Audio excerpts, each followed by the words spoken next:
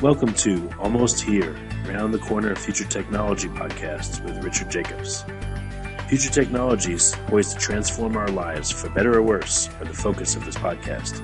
Almost here means these technologies are now here and starting to be used, or just around the corner, from Bitcoin to artificial intelligence, 3D printing, blockchain, virtual reality, and more. This is Richard Jacobs with Future Tech Podcast.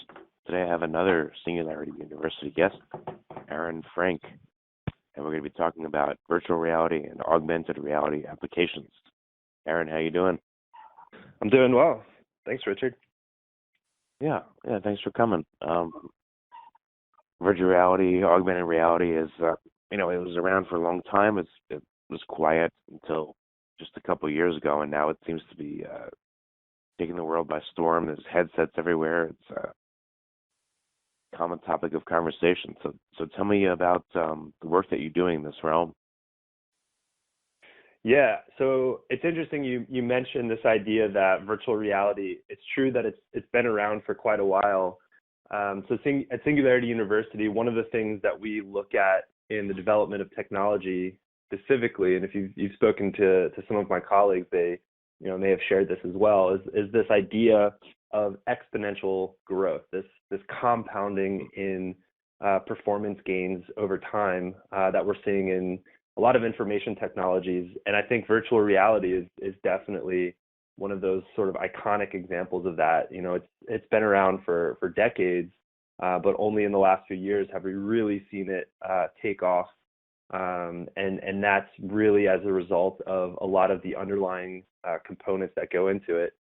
So at Singularity University, we're really looking at both the technology itself, what's happening with the hardware, but we teach our students, most of our focus is on what are the ways that we might be able to use virtual reality in a business or startup environment to use the tech to do interesting things out in the world. And I think what's really exciting about virtual reality is it's giving technologists and entrepreneurs new tools to do some pretty fascinating things. And so we're looking at what some of those application areas are and teaching people about some of the ways they might think about using these tools.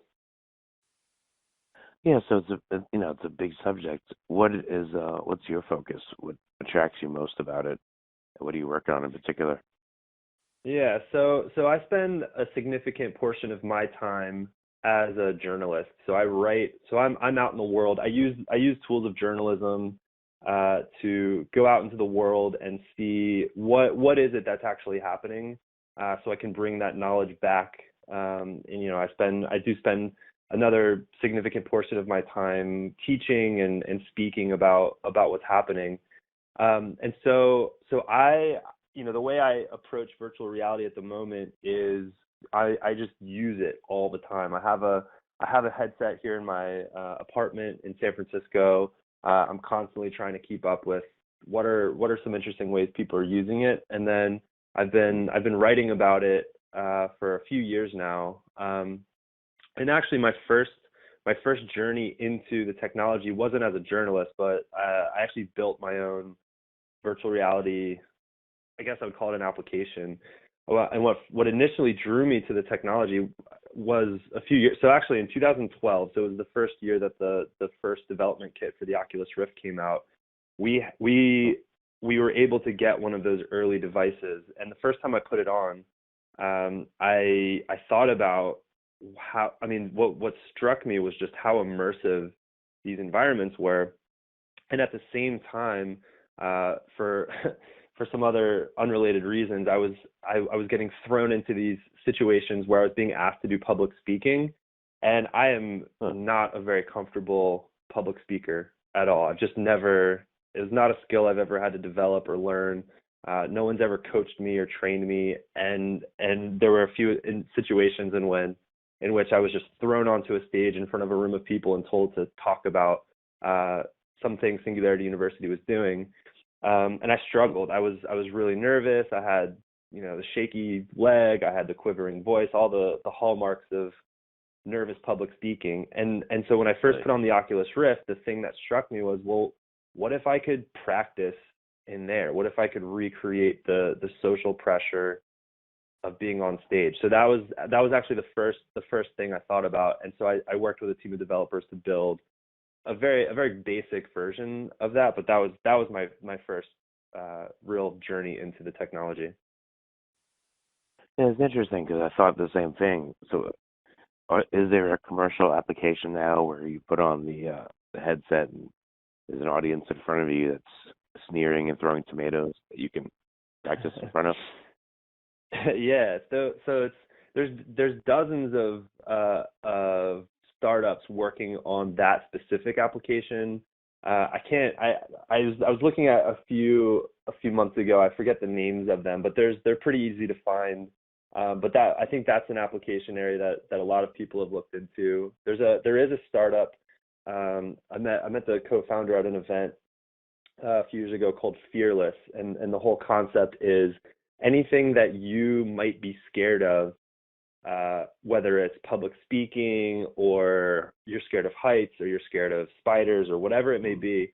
Research shows that selective exposure therapy, exposing yourself just beyond the level of discomfort of whatever it is that makes you nervous can actually help you overcome those fears. And so virtual reality is a great tool that people are starting to think about using to actually help people overcome fears like that.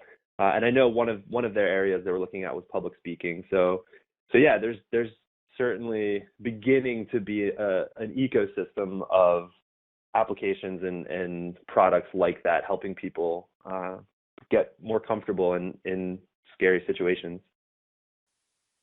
Yeah, it's interesting because you think virtual reality is only for pleasure stuff, gaming, Yeah. that kind of thing. But I mean, fear of heights, fear of public speaking, spiders, I mean, all kinds of stuff. Yeah, it would be very useful for that. You wonder if I don't know if people would use it on their own. They may have to be companies that kind of guide you or bring you on a guided virtual reality experience for certain things in order to get you to do it, but it would still serve a good purpose. Yeah, that's a great point. And I think what's really one of the fascinating unknowns about the technology right now is where's the split going to be between in-home truly consumer VR, what will people be doing at home and what will be safe for people to do at home versus what are these dedicated virtual reality spaces where people have to show up and there's a kind of a guide to help you navigate through some more, let's call them significant or immersive VR experiences. And what's interesting, one of the industries that's adopted the technology in a really incredible way, beyond the obvious gaming and entertainment applications is healthcare. Virtual reality being used in hospital environments to do anything from reducing pain. It's been shown that in the case of burn victims, if you actually give a burn patient a virtual reality environment where they're made to, be inside of an Arctic world and there's snowmen and penguins and ice everywhere, it actually reduces pain at the same rate as an opioid. And so we're also seeing VR being used in end-of-life care or in hospice care to, calm patients or soothe patients who, otherwise wouldn't be able to leave, their hospital bed environment. And so like you're saying, these VR platforms, when you have someone there, helping you or that's there for a dedicated experience, you can do really interesting and powerful things. And the healthcare industry is one area where it's been fascinating to watch the ways in which they've integrated the technology into their practices. Huh. Yeah, that would be really interesting. I could, just imagine a driving school where they require you to do some VR driving training, so it's safer when you first get on the road. You're familiar with. It's a great idea. Yeah. Yeah, I went to CES Oh, sorry, go ahead. Las Vegas, and they had an interesting one. We'll get to this in a second, but FLIR, the company that does infrared cameras, they had a VR experience where in your hand you had an infrared camera that you could look through while you're in VR. So you weren't really looking through it, but you were. So you could see the Whoa. room, but the infrared camera lets you see the heat signatures of stuff. There's a boiling kettle on the stove, and they're like footprints. So it was weird. You could have levels of VR within VR. It was very interesting, you know.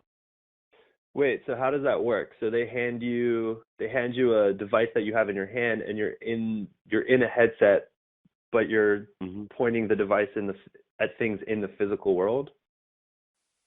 You're in the VR experience, like you're in a log cabin in the wilderness in a cold area. So when you're in the VR, now the objects in your hand, they can make them do anything. So one of them was an infrared camera. So when you're in the VR experience, you hold up the object in your hand, and it now is an infrared camera, but in the VR experience. Oh, got So it, in got real it. life, it's not, but but it was pretty Very cool. cool. You could Yeah, look at yeah, all kinds of stuff. yeah. That's Yes, that's very interesting.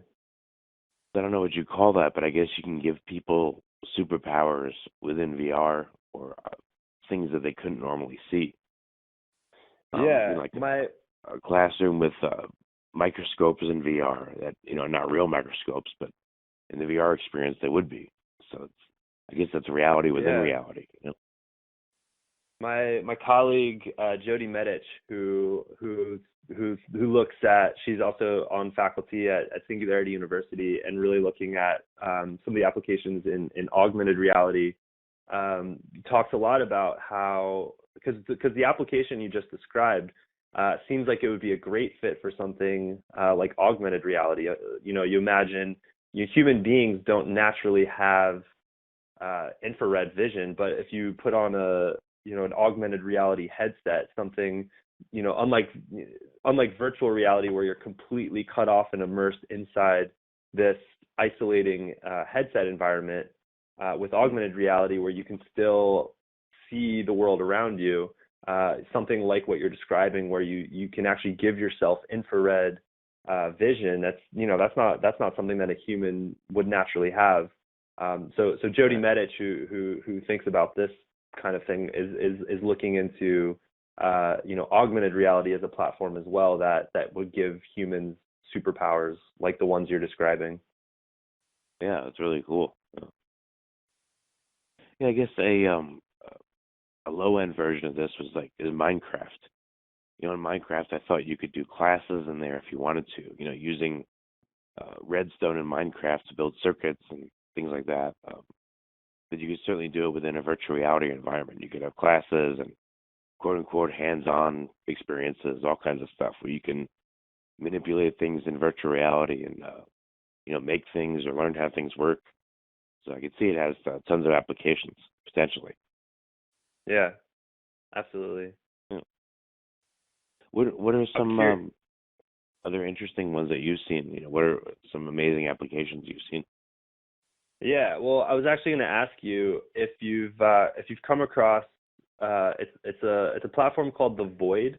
It's one example of one of these out of home, you know, high infrastructure installations. So what I mean by that is it's a VR space that the entire infrastructure, the building, the walls are all built with a dedicated VR experience. And so the way it works is you show up, they get it kind of the environment kind of resembles if you've ever gone to a laser tag place where they give, there's Mm. kind of a lobby, and in the lobby you put on all the gear, and in this case the stuff that you put on is a backpack equipped with a high-end computer, and they give you a headset, and then in the version that I tried, they handed me a video game gun, and it was made to simulate a Ghostbusters simulation. And so then you go into a physical room or a physical building, which has, if you see in your VR headset that there's a couch, if you reach out into the room, there would be an actual physical couch there. And then you can do things like, at one point they made you feel like you were walking outside on the ledge of a building on this, high-rise skyscraper, and there's helicopters. So there's like the sound of the helicopter. There's a huge band blowing air on you, so it recreates the sensation of actually feeling like you're outside on the skyscraper. So the point is that when you bring the full installation, the full physical space along for the virtual experience, it completely immerses all five of your senses into the virtual world. And that, for me, has been one of the most powerful VR experiences I've seen. And I think you'll see a lot of people start to have their first VR experiences, not with their own dedicated headsets at home, but at, entertainment venues and entertainment places like this. So that this one in particular is called The Void, but there are others that are looking at doing this type of out of home VR experience. So that's one I think that's been pretty exciting. Oh, yeah, that makes a lot of sense, because once you have the VR headset on, you don't want the person to walk off, out of the room or into a wall or any of that. So putting physical, making the room, I guess, augmented within the virtual reality experience would work better. If there's a couch, there's a couch, a wall is a wall. Yeah. The person can walk around and engage more senses, but not, hurt themselves.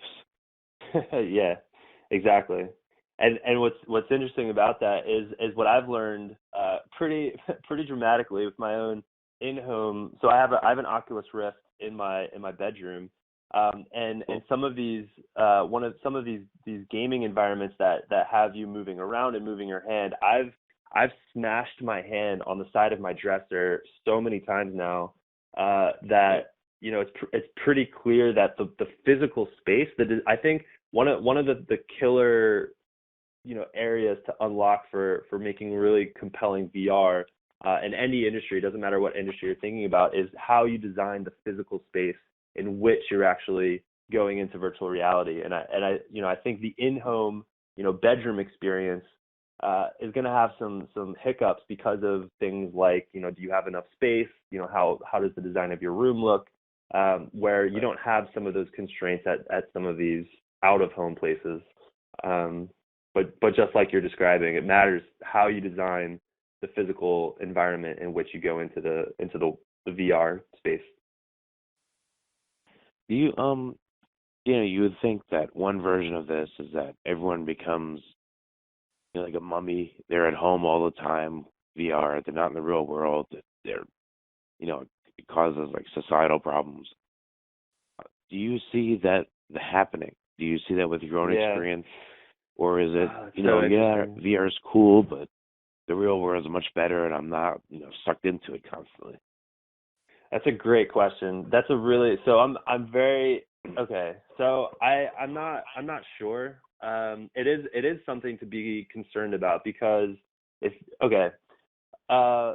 had this experience. So one of the most interesting or compelling VR experiences that I probably spend the most time in is it's a platform called AltSpace. It's a social VR platform. So what they're building is, if you've ever been in Second Life or any one of these multiplayer online worlds where you get an avatar and you can navigate inside these worlds, what AltSpace is building are ways for people who use virtual reality to go and do things together. So what this means is I can be in my bedroom and I put on my device and I can go into a movie theater and watch YouTube videos or watch videos with people from all over the world.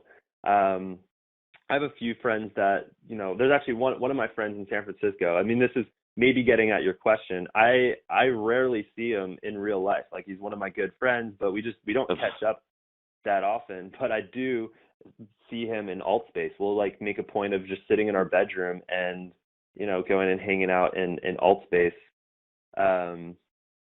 And I think what you're right to point out is, I've noticed in myself, if I spend a significant amount of time in there, it gets to a point where it's too much. I need to go outside. I need to find real human contact. There's something about the digital pixelated versions of interacting with people that's just, it can get kind of dark after a little while, and it does, I think, create this desire for real human contact and real interaction. So I think you're right to point that out, and it's an interesting uncertainty about where this could go. I guess what will happen is it'll be like everything else. There'll be a certain small subset that are doing it constantly, and it becomes like a sickness. And for the most part, people will do it to a certain point, but um, nothing really can replace actual interaction in the real world. So it probably will be okay, but I would guess I think people you're will right. worry, and there'll be addictions and stuff like that, but maybe no worse than anything else. I think you're right. I think that's a fair assessment, and you're right. It's just like everything else.